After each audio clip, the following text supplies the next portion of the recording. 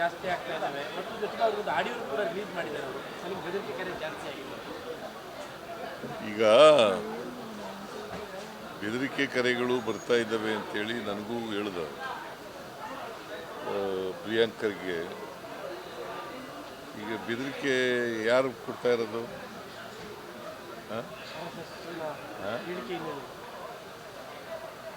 ಈಗ ಅವ್ರು ಏನಂತ ಹೇಳಿರೋದು, ಸರ್ಕಾರಿ ಜಾಗಗಳಲ್ಲಿ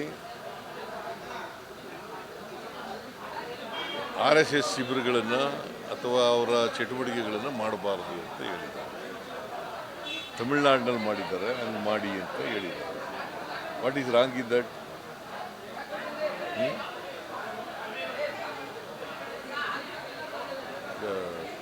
ಸರ್ಕಾರಿ ಜಾಗನ ನೋಡಿ ತಮಿಳುನಾಡಿನದು ಥರ ಕೇಳ್ತೀನಿ ಚೀಫ್ ಸೆಕ್ರೆಟರಿಗೆ.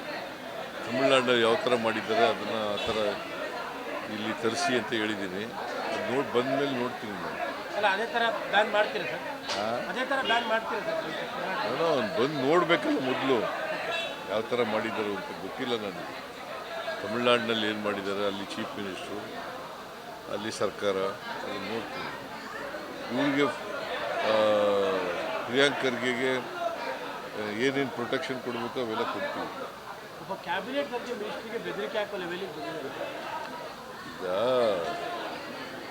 ಈ ದುಷ್ಟಶಕ್ತಿಗಳಿದ್ದಾವಲ್ಲ, ದುಷ್ಟಶಕ್ತಿಗಳು ಯಾವಾಗಲೂ ಇಂಚಿನೇ ಕೆಲಸ ಮಾಡೋದು. ಅವ್ರ ಬೆದರಿಕೆಗಳಿಗೆಲ್ಲ ಎದುರಲ್ಲ ಇವರು. ಬಟ್ ಆ ಪತ್ರದ ಸೀರಿಯಸ್ ತಗೊಂಡು ಆ ಪತ್ರದ ಸೀರಿಯಸ್ ಅಟೆಂಪ್ಟ್ ಮಾಡ್ತಾ ಇದ್ದಾರೆ. ಯಾವುದು ಆಕ್ಷನ್ ಮಾಡೋ ವಿಚಾರ ನಾನು ಚೀಫ್ ಸೆಕ್ರೆಟರಿಗೆ ಹೇಳಿದ್ದೀನಿ. ತಮಿಳುನಾಡಿನಲ್ಲಿ ಯಾವ ಥರ ಮಾಡಿದ್ದಾರೆ ಅದನ್ನು ತರಿಸಿ ಅದನ್ನು ರಿಪೋರ್ಟ್ ತಗೊಳ್ಳಿ ಅಂತ ಹೇಳಿದ್ದೀನಿ.